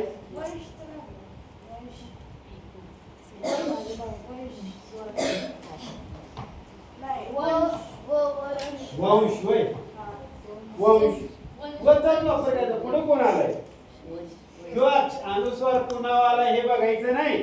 तिथं पण बी असू दे, स्वर असू देत, व्यंजन असू देत, काय असू दे, त्याच्या पुढं कोण आलाय ते बघायचं. पुढे शे आलाय ना, त्याचा व सारखा उच्चार करायचा, म्हणजे असाच करायचा. वंश. येते का? उच्चार असा करायचा, वंश. अगर हिंदी में बात करते हो तो वंश. मराठीत आणि हिंदीचं जमत नाही जमत. म्हणजे आमच्या शाळेतील मुलगी होती, तिचं नाव काय होतं? हा, असं होतं. तरी शाळा तिला 80 म्हणे. अनुस्वाराच्या पुढे कोण आला होता? कुणासारख्या आवाज झाला पाहिजे? अंशिताच नसतं पाहिजे. तर तिला ते मान्यच पाहिजे. 7वीला आली तेव्हा असं येवई सर, मग तिला ते कळालं. आता याला काय म्हणायचं रे मला सांगा?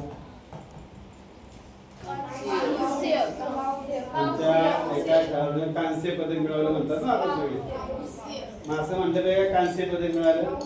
अख्खा महाराष्ट्र कांस्य पदक मिळालं म्हणतोय. एकच वृत्त निवेदिका आहे मराठीवर, नाव मला आठवना, ती मात्र म्हणते कांस्य पदक मिळालं. ती बरोबर वचा वापर. संस्कृत ज्यांनी घेतलंय होताना 10वीला, त्यांचं बऱ्यापैकी हे असलं पटापटा त्यांना येतं. आता अनुस्वाराच्या पुढे यायचे कोण राहिले ते आपली? हा य राहिलाय, ल राहिलाय आणि ल राहिलाय. शे आला तर झालं की त्याचं पहिलं अक्षर बघायचं. नी आला तर मात्र पहिलं अक्षर बघायचं नाही. त्याचं पहिलं अक्षर आहे ज.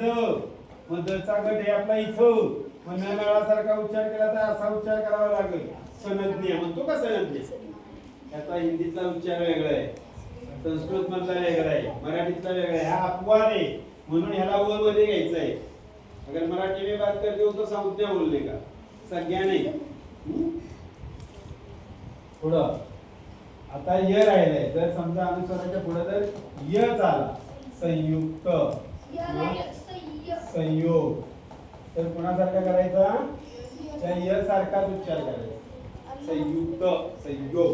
म्हणजे हा एक अनुस्वाराचा आवाज, हा पण एक अनुस्वाराचा आवाज आहे. अनुस्वाराच्या पुढे जर ल आला तर त्या ल सारखाच उच्चार करायचा, संलग्न. म्हणजे पूर्वीच्या जुन्या गणिताच्या पुस्तकात या असा अनुस्वार नव्हता, असं होतं संलग्न.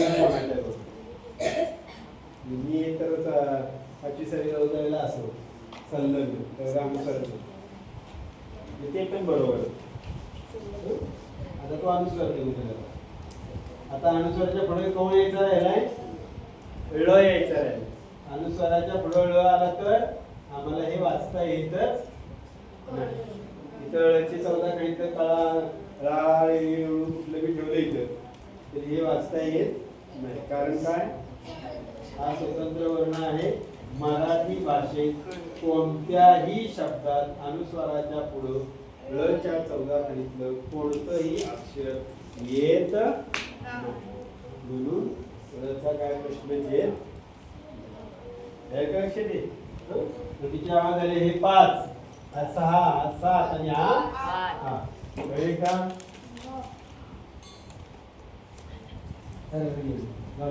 येरा लवला काय म्हणणार होतो आपण? अर्धस्वर. काय म्हणायचं?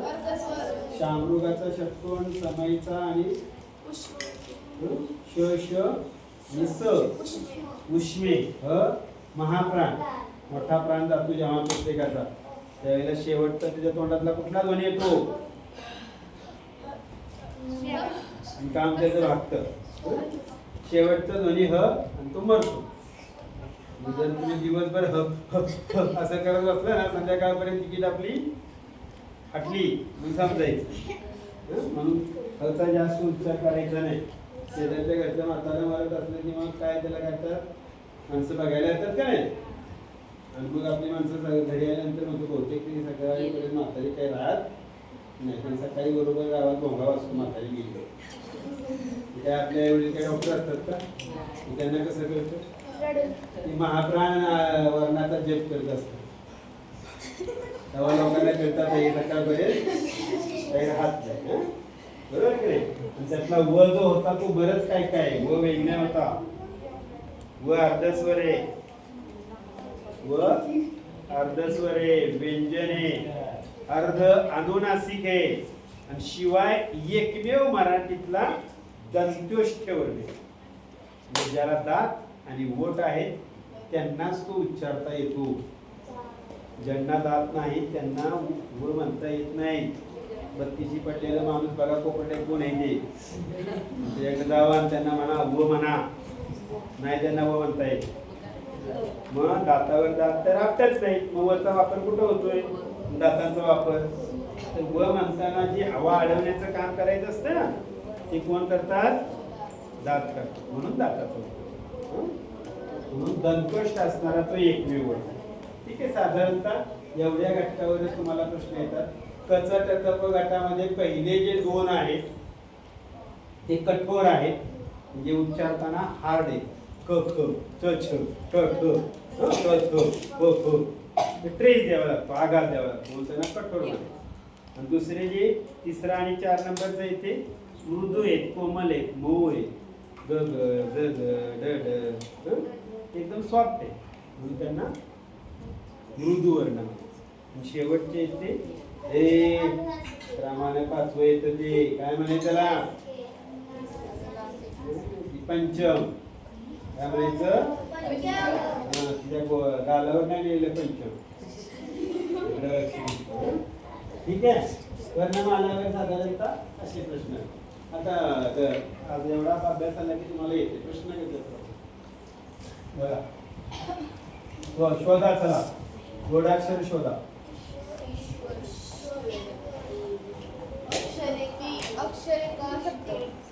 जोडाक्षरे एकूण किती?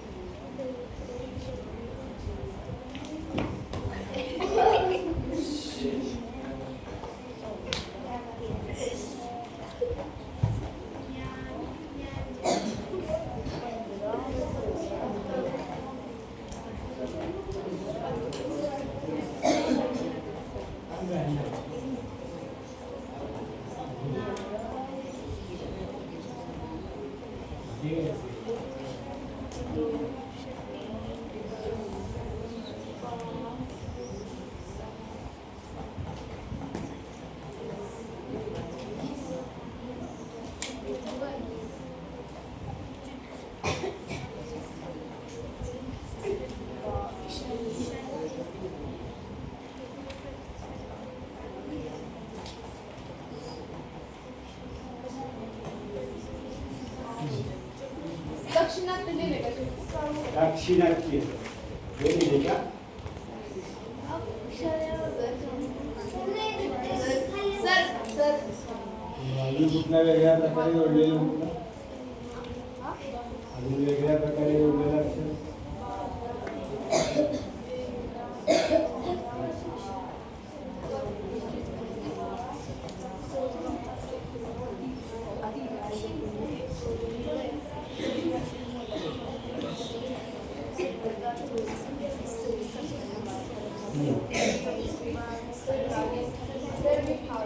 काय काय प्रश्न विचारले जाऊ शकतात? काय आजकाल का? पहिल्यांदा एक दिलेल्या शब्दामध्ये एकूण जोडाक्षरे किती? जोडाक्षर युक्त शब्द किती? आता उत्तर वेगळं. जोडाक्षर नसलेले शब्द किती? असे अकारांत युक्त जोडाक्षरी शब्द किती? काय प्रश्न विचारला? अकारांत असणारे जोडाक्षर युक्त शब्द किती? म्हणजे ज्या शब्दाच्या शेवटी अ आहे आणि त्यात जोडाक्षर आहे अशी शब्द किती? म्हणजे प्रश्न कसा विचारतील त्यावर अवलंबून. याच्यात ह्रस्व किती, दीर्घ किती, आकारांत अक्षर किती, उकारांत अक्षर किती, उकारांत किती, काही विचारतील. सर्वात जास्त अक्षरी असणारा शब्द कोणता? 2 अक्षरी शब्द किती आहे, 3 अक्षरी शब्द किती आहे, काही पण विचारलं. तर नेहमी विचारला जाणारा शब्द प्रश्न कोणता? दिलेल्या शब्दामध्ये एकूण जोडाक्षरे किती? जोडाक्षरांची संख्या ओळखायची. मोजा.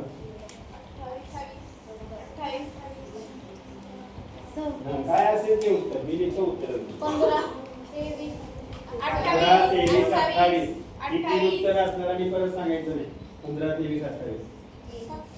गार पाणी आणलं होतं ना मला? 26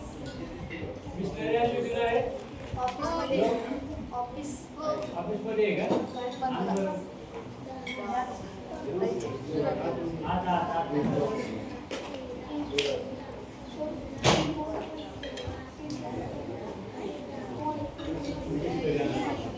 हो आहे का त्याचं? हा सांगा किती? 28, 13 आणि किती जाईल उत्तर?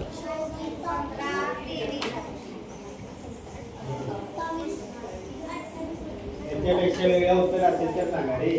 30 30 अजून वेगळं उत्तर आहेत का? 29 29. म्हणजे थोडक्यात 10 पासून 30 पर्यंत एवढे पर्यंत येतात का परीक्षेला?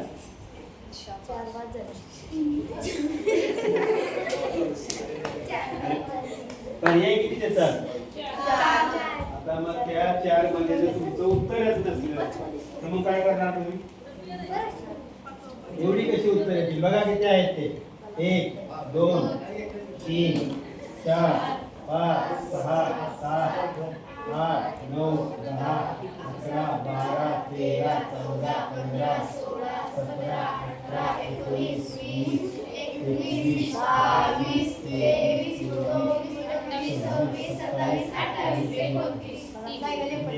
स्वरतीस वपनील मती है रूलती मॅकवर रफारकी नैऋत्य म्हणते, नैऋत्य. सांगतायत सर, सांगतायत. आता पर्याय आहेत आपला 29. पर्याय 29 अशी गडबड. म्हणजे त्यातला मूळ बेस एकदा आपण बघूया. कशाला म्हणायचं? जोडाक्षर. मगाशी आपण अक्षर पाहिले ना. अक्षर म्हणजे काय? ज्याच्या शेवटी अ किंवा म्हणजे स्वर तरी येईल किंवा स्वरादी तरी येईल. मग स्वर किंवा स्वरादी, त्या स्वराच्या आधी जर समजा इथं स्वर आलाय, त्या अक्षराच्या शेवटी अक्षर थांबलं इथं, तर त्याच्या आधी आम्हाला किती व्यंजन हवीत? कमीत कमी 2 व्यंजन आहेत. बघूया तुझी शंका. इथं त आहे, र आहे, क आहे, षटकोन आहे. र आहे, अ आहे, स आहे, व आहे, प आहे, र आहे, त आहे, य आहे, र आहे, त आहे, श आहे, व आहे. इथं आहे का? क हे व्यंजन आहे, पण हा काय मागायचे आपण पहिला स्वर पाहिला नाही हो. तो स्वराच्या आधी एकच व्यंजन आहे का जोडाक्षरी, म्हणून ते नाही. इथं प आहे, त आहे, इथं र आहे, हा कोण आहे? रू काय आहे?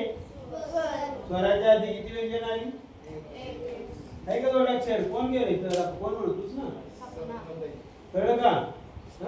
याची फोड र अर्धा अधिक रू ऋषीचा. र किती प्रकारे जोडता येतो मराठी भाषेत? 4. हा एक वरचा गर्व, कर्व, म्हणजे ह्याचा उच्चार आधी मग खालच्याचा गर्व असं होतो. गवर.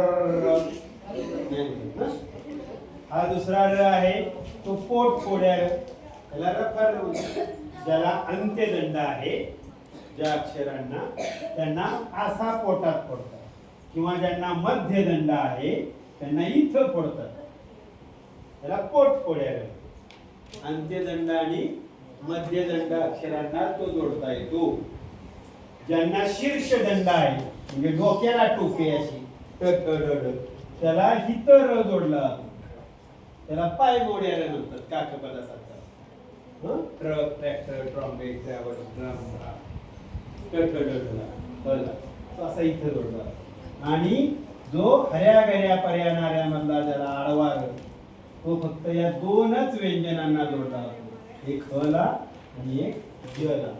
तर हा गाईचा गोरहा, तर हा ओढा काढा, म्हणजे काय ओढा गोरहा गाईचा. तुम्हाला ते चौथीवाल्याने लक्षात ठेवायचं, गोरा कुणाचा? गाईचा. या 4च प्रकारे र जोडला जातो.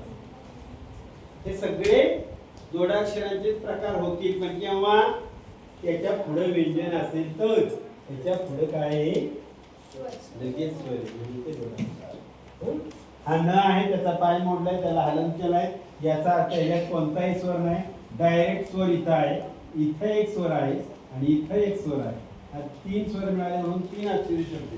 हे अक्षर इथं सुरू होऊन इथं थांबलं. हा न अर्धा अधिक म अर्धा नंतर याच्या आधी 2 व्यंजन म्हणून ते जोडाक्षर. हे व र आहे, इथं र आहे, राहते, त आहे, हे आहे, इथं र आहे, द आहे, र आहे. इथं फक्त श आहे ना, म्हणजे श्रुतिका अशी येते. श्रुतिका, श्रुतिका हे बरोबर आहे. हे असं पण श्री बरोबर आहे. हे सुद्धा श्री, हे सुद्धा श्री, हे दोन्ही पण श्री बरोबर आहे. फक्त असं लिहित नाही आपण. असं लिहित नाही म्हणजे हे चुकून हे मोठं होतं आणि हे इथं टेकतं, मग काय होतो? श्री होतो, श्री. म्हणून हे ठेवलं एवढं आणि ह्याला तिथं नेलं आणि हे सगळं पुढचं काढून टाकलं. ह्याला फक्त नुसता श आहे, त्याला पोटफोड्याला जोडला नाही. तो जर जोडला तर काय होईल? हा श, पुन्हा र जोडला श, आणखी रू जोडला श्रवृतिका होऊन जाईल. म्हणून तो र इथं नसतो. म्हणजे इथं श अर्धा लगेच रू ऋषीचा स्वर आहे. तिथं बाकी कुठं काय अडचण आहे का? हे जोडाक्षर आहे का? नाही, ह अर्धा रू ऋषीचा. हे आहे धन आहे, इथं आहे. इथं कुठं अडचण आहे का? पद्धत लिहिण्याची पद्धत ही नव्हे, हे चूक आहे. हे काय होईल? पधदत होईल. पधदत म्हणजे जर तुम्हाला ध पुढंच लिहायचंय तर ध तुम्हाला इथं लिहिला तर बरोबर, तर त्याला इथं नाही आणायचं पुढं. प्रवेशद्वार लिहिताना असं लिहायचं नाही द्वार, हे द्वार नाही, उदार होईल.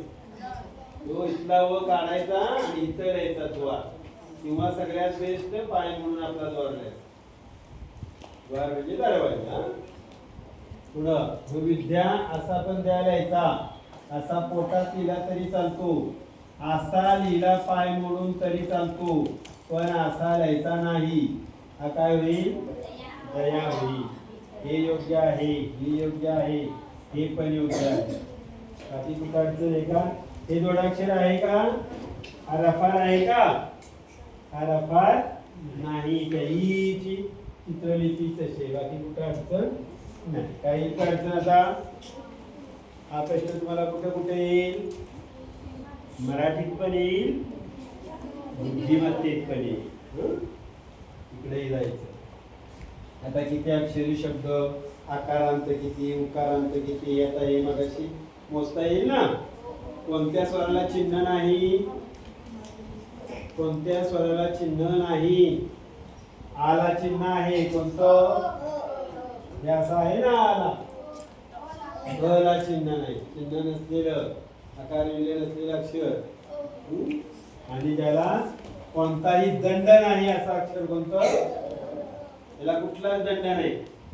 वर पण टोपी नाही, माग पण नाही, शीर्षदंड पण नाही, अंत्यदंड पण नाही, मध्यदंड पण नाही, काहीच नाही. म्हणून दंड नसलेलं अक्षर कोणतं? हे पण अगदी पण कधी कधी बसायचं नाही. बदलू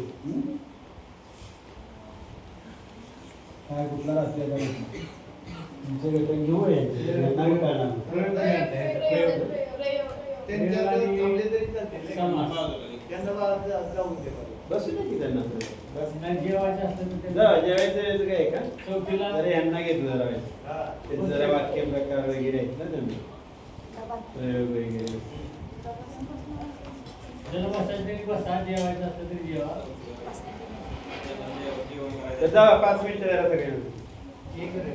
5 मिनिटात जाऊ जेवायला. Doctor so. कोणाला